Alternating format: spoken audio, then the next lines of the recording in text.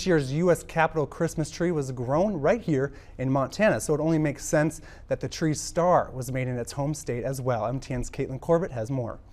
Originally, it was just, hey, could you build a big star for a Christmas tree? It didn't really go into specific details, but we needed it in a short amount of time. And yeah, I think we could build something like that. So it wasn't until we kind of got into the project and started seeing some designs and revisions of it that we realized what it was, or that they told us what it was actually for.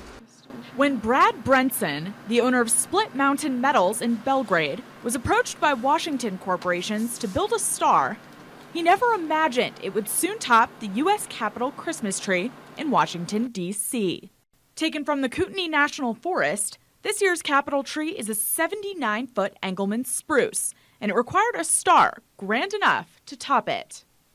We originally first started thinking on design size. We didn't really know how big would be appropriate for that size of tree, so it took a little bit of figuring to see what would be sufficient to be 80 feet up in the air and still be visible. It took Brad and Split Mountain Metals 16 steel panels, 16 copper panels, and 1,000 hours of manpower to make a 5-foot tall, 8-point star that weighs 80 pounds. And it was all made right here in Montana. Montanans will pick up on some of the unique features of the star, like the copper used to represent Montana's mining history and the bitterroot flower on the front. From the ornaments to the tree's topper, this year's Capitol Christmas tree will hold a special meaning to those in the Treasure State.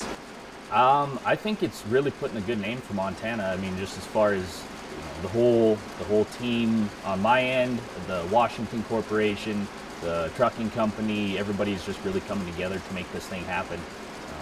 It's a lot of work from a lot of people. It's a statewide involved project, so I feel lucky to be part of it. Reporting in Belgrade, Caitlin Corbett, MTN News.